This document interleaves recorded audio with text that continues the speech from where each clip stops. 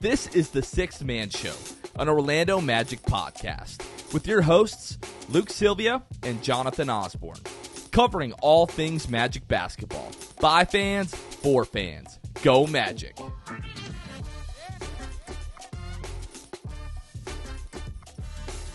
What's going on, Orlando Magic fans? You guys are back with the Sixth Man Show. Today is June 23rd, 2023. Jonathan Osborne here, as always, joined by my co-host Luke Sylvia. We are recording live from the O-Zone here inside Amway Center. The Orlando Magic draft party ended just minutes ago. We're going to talk about everything, but Anthony Black at 6, Jett Howard at 11. Expect the unexpected. You never know what John Hammond and Jeff Weltman are going to do. It felt like the complete opposite of last year in the process, right? Last year, you don't even know. They don't even work out Paolo. You don't hear anything about Paolo. They keep quiet. This year, Anthony Black has the best odds for the Magic to draft him at 6. All the talk is Anthony Black is what it feels like. So much so that he was, in the minus, right? He was like minus 130 when odds closed. Then Jett Howard, they worked him out. It was public, and they took him. It was a completely different approach, and I wonder if that's a mind game. I don't know what it is, but it wasn't public. It was reported. Reported. We never got more than we got last year in terms of Paolo and whatever. So, but we'll talk about it. But they stuck to their guns and what they like. But I still don't think that we were ready for it. No. Magic fans here in the Amway Center, the lower bowl, not incredibly excited about either one of the picks. And we'll go through all of this. But I thought maybe it would be helpful just to kind of go through the way that the first round kind of, went and our thought process before the picks. So number 1 was Victor, shocker, right?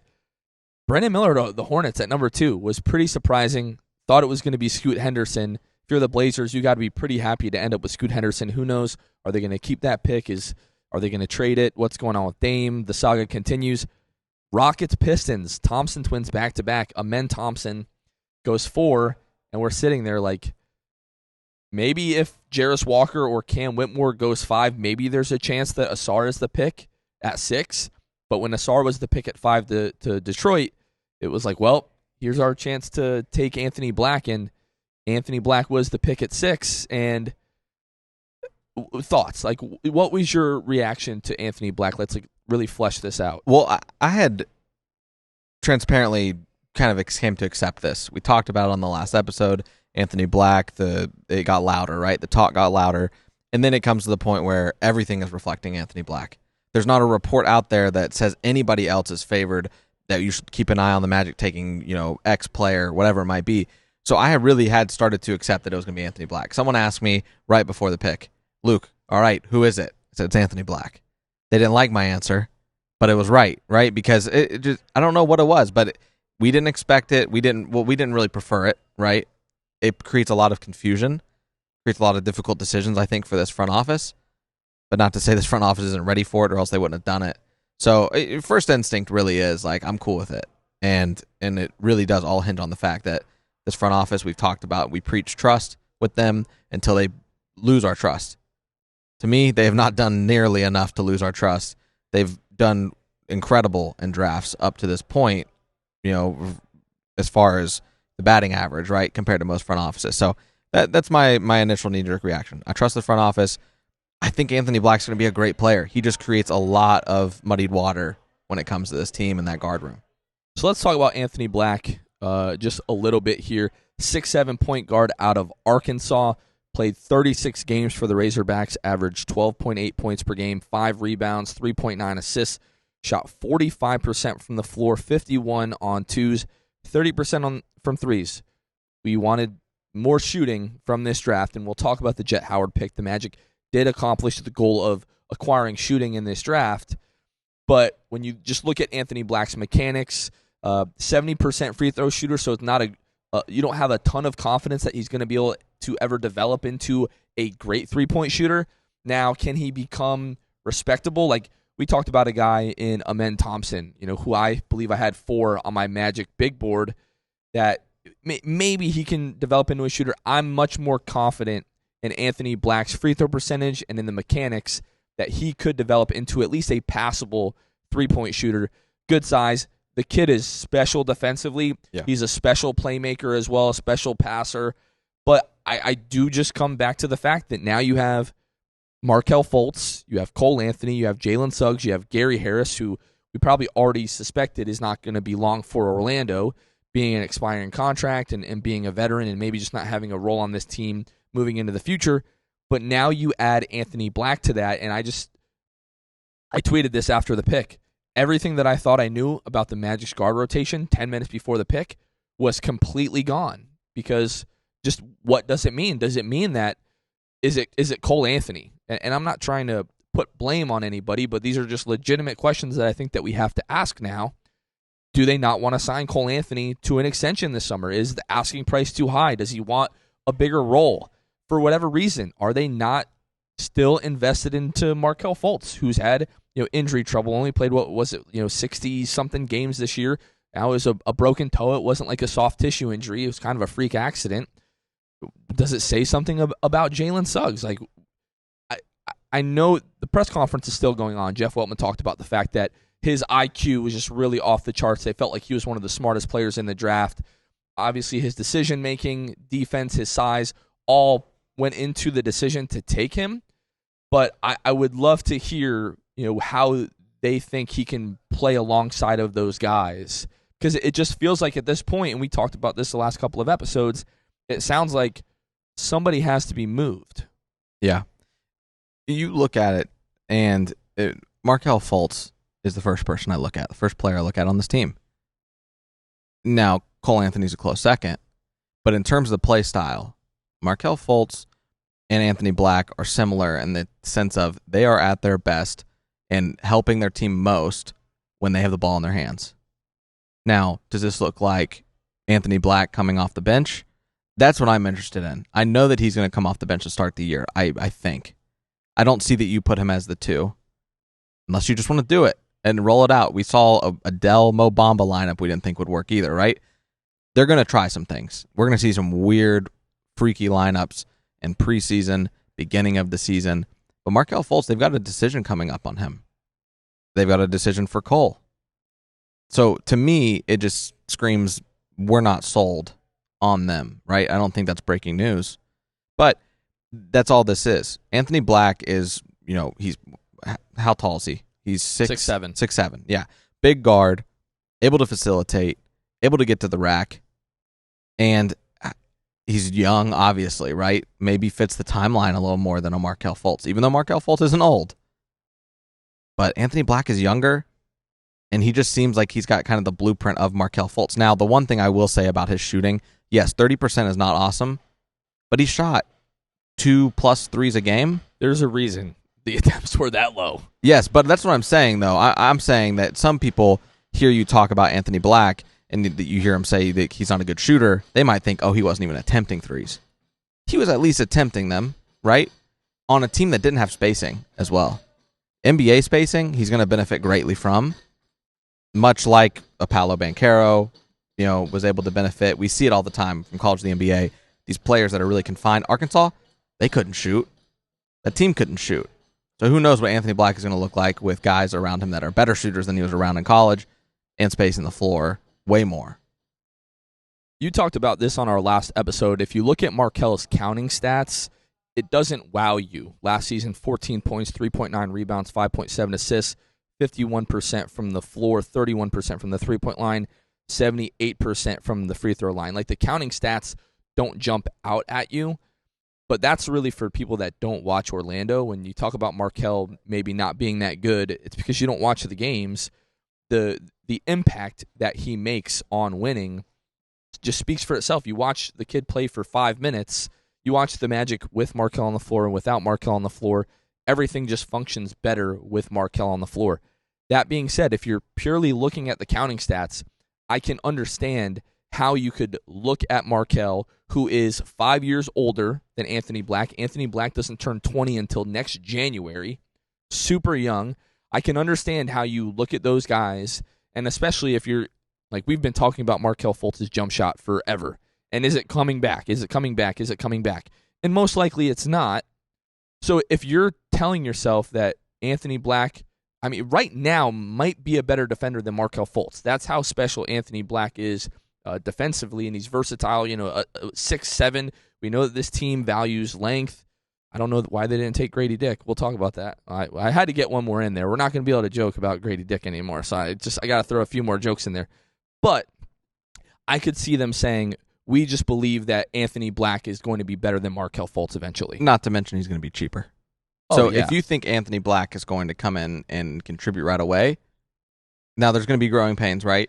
You're going to see efficiency issues. You're going to see probably some turnover issues. But if you're wanting to be patient, like I said, he's going to be cheaper. And if you think he can contribute, why not? So you're talking about him starting? Eventually. Oh, okay, I thought we were talking about day one. I'm like, no. Everything that we've been talking about in terms of like making the playoffs next year, the like whole organization has been echoing that.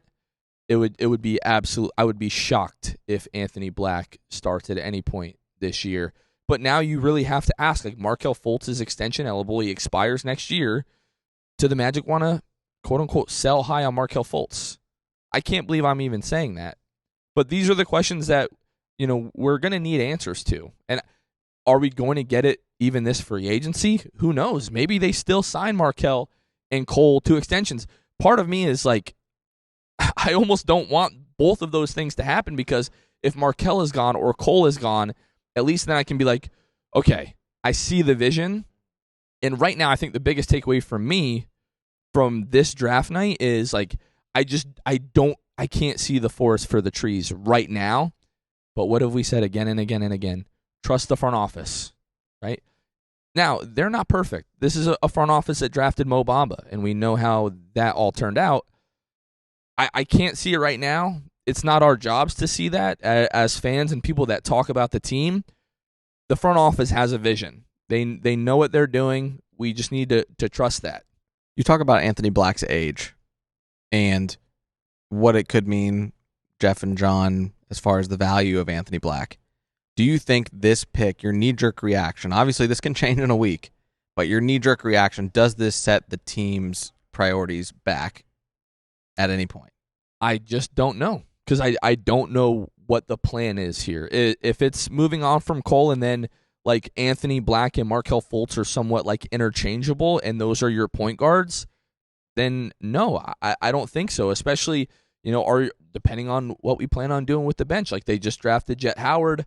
You have Caleb Houston, who I think drafting Jett Howard puts more of a obstacle in the way of Caleb Houston finding playing time. But I mean, you've got Jalen Suggs. Do they believe that Jalen Suggs is going to be scoring double digits off the bench next year? It's just, I have so many questions. I would love for Jeff to be sitting right here. It's like, what's going on, man? Just like, tell me what's going on. But that's not the reality. And he'd say everything but what you wanted to hear because he wouldn't say much. We would turn the camera off, and I'd be like, listen, man, this is I want to be able to sleep tonight, and I want to be able to eat tomorrow. So I need to know like what's going on. And I hope I'm not coming off as like doom and gloom, because like Anthony Black is a dog. Anthony Black is a fantastic basketball player. It's just everything that I thought I knew about this team going into next season got flipped on its head with that 6th pick. Here's the thing as well, though. You go back to your knee-jerk reaction in past drafts of things that pretty much caught you off guard to the fullest. Franz Wagner, that catches you off guard. Paolo Banchero, it catches me off guard. I don't know if, but we all thought Jabari, right? That catches you off guard. These guys, this is what they do. And I don't think that we can question as fans, obviously, but to be like already say they're wrong for it, you heard a lot of fans tonight that were pretty irritated about it. And the only thing I could think was, you've been irritated about it in the past, and it didn't come back to look very good. You're now the biggest fans of Paolo Banchero and Franz Wagner. So I don't know what it's going to look like. I think that it really, for me and for you, it's not so much about the player Anthony Black. It's the dynamic that Anthony Black creates within this team. It's also creates just a really fun scenario, because if you, let's say you have, your guards starting are Markelle and Jalen next year, right? Then you still feel pretty good about Anthony Black, Jalen, or Anthony Black, Gary, Cole Anthony. Smaller lineup when you talk about Cole and Gary, but then what you're going to experience in the starting lineup, it's going to be two different experiences. But our hope is they both have that calming presence that you and I have talked a lot about, and Anthony Black and Markelle Fultz, respectively, running their own units. What does that mean for Cole Anthony, though, as far as running their own units? These are questions, unfortunately, that we just can't These answer are all right things now. for you guys as listeners to think about, and what does it mean? It's the Windhorst thing when he goes on TV, and why is that? Why would they did do Jeff that? and John draft Anthony Black when you've got a room full of guards? I have no idea, but it worked out pretty good for Utah what they ended up doing, right? Like they showed a lot more strides last year than we thought they would. But we'll see what will happen, and that's the fun of it. But now you look at it, we're only a couple weeks away from Summer League. All of that, we're going to get to see Anthony Black on display. Jett Howard. What's your initial reaction with Jett Howard? Last thing I'll say about Anthony Black, because I feel the need to get this off my chest. Okay. I was playing 2K. I didn't buy 2K. For those of you out there, I did not buy 2K. Part of my PlayStation Plus subscription, 2K was free this month. So what did I do? I was like, you know what? I'm going to fire up my GM. And you know what happened? I ended up making a trade for Anthony Black, and the Magic won the title. So I'm just saying, it happened in 2K. Was this like a year past the It was a draft couple year? years. Couple it was years? a couple years from now. But Okay, Anthony so Black, maybe in a couple years we win the title. Anthony Black. and Anthony Black was like that in 2K. The man was putting up numbers. Well, if 2K says it, it's got to be. It's got The guy's going to be crazy. He's going to be a lot of fun in Summer League. That's the last thing I'll say about Anthony Black. Jett Howard. Mm-hmm. Juwan Howard's son, another Michigan Wolverine. My first initial reaction was, what does Juwan Howard have on Jeff Weltman? What does Juwan Howard, the Windhorse fingers, once again, what does he have? And that's not like I'm not saying anything bad about Jett Howard or, Caleb Houston or Franz Wagner, Mo Wagner. It's just like we have so many Michigan guys now. Mo Wagner wasn't there while Juwan Howard was at Michigan, but And who knows if Mo will be here? Who knows if Mo will be here? Maybe it's one Wolverine out, one in. But yeah, Grady Dick was there. The way that the draft broke, Bilal Coulibaly, 7 to the Indiana Pacers, traded to the Wizards. The Wizards take Jarris Walker, traded him to the Pacers. And then we're sitting there and we're like, wow, like there's a potential that 11, 2 of Grady Dick, Cam Whitmore, and Taylor Hendricks would be there. And regardless of what you felt about the Anthony Black pick, you end up with an Anthony Black and then a Anthony Black and Hendricks, or Black and, I'm not going to say it, Grady, Black and what's the third name?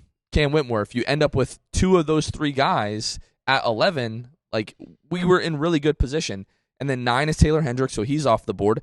And then we're sitting there with the Mavericks, who trade that pick to the Thunder, and they take Cason Wallace. So now we're sitting there and we're like, wow, we could have an Anthony Black and Grady Dick or Anthony Black and Cam Whitmore draft. And that's really what I'm expecting. And then the pick is Jett Howard, and it kind of came out of nowhere. Also, last thing here, I'm kind of scrolling through my Twitter. Anthony Black might be wearing number 0. So a little Agent Zero action. Have we ever had a 0 in Orlando Magic history? Gilbert? Yeah, Gilbert Arenas. Did he wear 0 Kevin, here, by the way? or did he wear number 1 when you? For some reason, I remember Gil wearing number 1. Oh, did he? I don't remember. Don't worry, I got you. He's going to look it up right now for us. Yeah, of course we had 00. Yeah, we've had Aaron Gordon. You know, Oh, he was 1. He was Right. 1. right? He was Was one. not 0. Mm. Yeah, so 0. I do this. That's Have we ever had a 0? I don't I'm remember looking right having a now. 0. I got you. In the meantime, I do want to let you guys know, Cam Whitmore has still not been picked. there's something is Isn't that terribly crazy? wrong. We're How at far are we? 17. Oh my god, the dude was mocked for a I know. week ago. Holy crap! All right, I've That got your legitimately zeros. sucks You ready? for him. Yeah. You ready? Number 0s. Jay Scrubb from Oh. this past season. Robert Franks, I don't need 2021. Jamel Artis, 2018. But the only actual one, Actually, the so second most disrespectful. famous Drew Gooden of all time. Wow. Drew Gooden. Drew The Gooden. NBA player Drew Gooden. Right, the not best YouTube friend. Not best YouTube friend. superstar Drew Gooden. Right. Yeah. Mm-hmm. So the Jett Howard pick, like with Grady Dick there, like it's no secret. Grady Dick has been a lot of Magic fans' draft darling for months and months and months, and it was like, oh, maybe we're finally going to get a guy that we've wanted for a really long time, and Jett Howard. And let's talk about Jett Howard before I get to just kind of, I guess, my small issue with the pick. 6'8", guard/wing, 215 pounds, out of Michigan. This season averaged 14.2 points per game, 2.8 rebounds, 2 assists, shot 41% from the floor, 49% on twos, on 7.3 three attempts a game, 36, almost 37% from the three-point line, 80% from the free throw line. So Jett Howard, absolutely a shooter, absolutely like a bucket. The kid has a lot of range, beautiful, like picture perfect form off of threes, was automatic basically when he was wide open, has some potential as a secondary playmaker. Off the bounce, good pull-up game. I think he shot like 38% on pull-ups this year. So in terms of like getting a shooter, this guy is like that. Obviously, his dad's history with the Magic and in the NBA, Magic legend. Yeah. What everybody's talking about now is the level of professionalism. Like the kid knows what he's getting into. He's been built for this his entire life. The Magic needed shooting, and they got shooting with Jett Howard. Now defensively, he's not great. He's legitimately a liability right now defensively, and that's kind of I think where the question lies for me. Where, and I guess I'll just get into it now. Like Grady Dick gives you a lot of what Jett Howard does. Maybe Grady Dick isn't quite the secondary playmaker that Jett Howard is, but Grady Dick gives you the shooting. I think he does have potential as a playmaker. Really smart kid, high IQ, same size as Jett Howard, and is at least solid now defensively. Jett Howard, I think, is going to struggle, but the thing that Jeff Weltman alluded to in their post-pick media availability is that I guess that for most of the season at Michigan, Jett Howard was playing injured, and nobody knew that until now. The Magic worked Jett Howard out, so he killed it. He absolutely just must have destroyed the interview process, the workout, and he must have showed. Jeff Weltman said, we think he has the potential to be a two-way player. If you look at his tape from Michigan, you would not say that. So he really just must have wowed them in the workout. Well, and they talk about when we're scrambling, right? We're coming up here. We've heard about Jett Howard. We've done some Jett Howard stuff, but definitely not to the extent of what we had done for the other guys that were really being mocked top 11, right?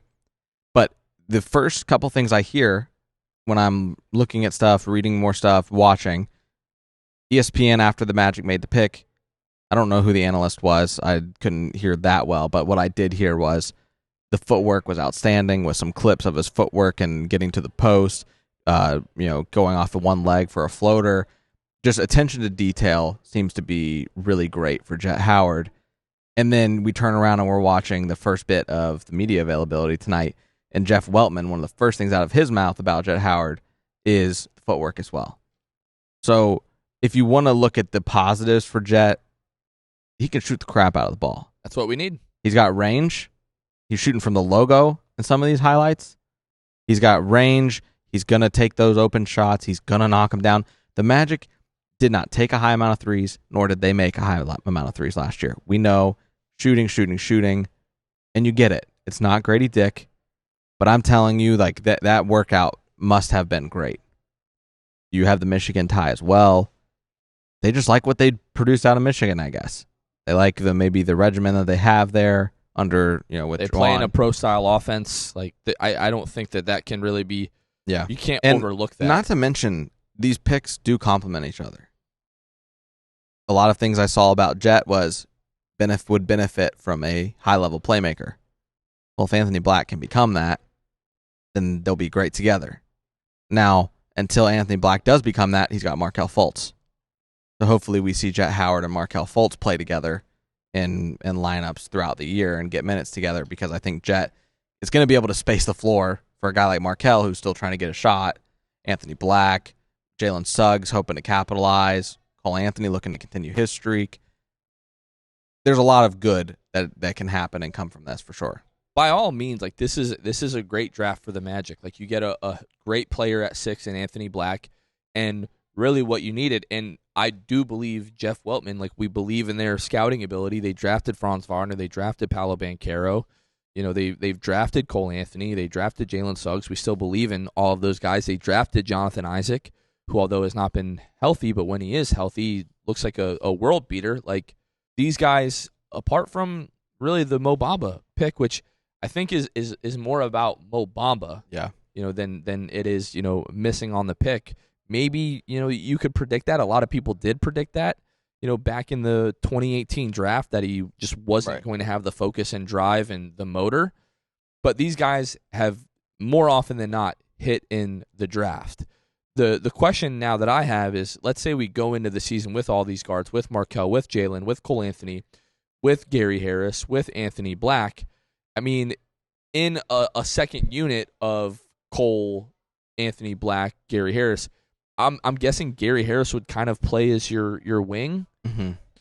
So if Gary Harris is moved anytime soon, that's where I would see like the real path for Jett Howard to have minutes. Although they have invested in Caleb Houston, he got a 4-year, $8 million deal last year for a second-round pick, which really is a big deal. But investing the number 11 pick into Jett Howard, who, Caleb has flashes of a shooter, but Jett Howard was a shooter on high volume this year. So I could see Jett Howard basically from day one jumping Caleb, in terms of Summer League. We'll probably see Caleb in Summer League. So maybe we'll get some. I mean, I would guess all three of those guys would start: Anthony Black, Jett Howard, and Caleb Houston. If Caleb follows through and plays Summer League. He mentioned at the end of last year, I think, that he said he was going to play Summer League again this year. But yeah, I just want to see how it works. I wish we had training camp or a regular season game tomorrow, so I could be like, oh, okay, right. I kind of get it right now, and I don't, and that's not our job. We can do our best to comment on it. Yeah. But I'm just going to go to sleep tonight trusting, again, that John and Jeff know what they're doing, that it's all going to work out. Well, the other thing, too, I was a proponent of using one of these picks. Yeah. And I think that super young team. You avoid confusion that way, right? But at the same time, you're getting two swings. Jeff and John are probably thinking, we hit one of these, we're okay. Anthony Black doesn't pan out, don't worry. We've got Markelle Fultz that we can make a decision on, get him to hang around. I think Markelle would welcome, obviously, being back here.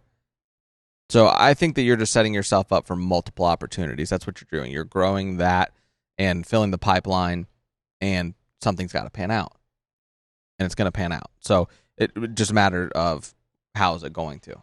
It's going to be interesting. We've got so much time now in between now and, we've got, 2 weeks and 1 day or something like that before we, go ahead and get into Summer League. So, yeah, I just, the one question that I do have, maybe it was the character concerns, with Grady Dick, and I not to make this the Grady Dick show, but Grady Dick kind of gives you everything that Jett Howard does, plus a little bit more, defensively.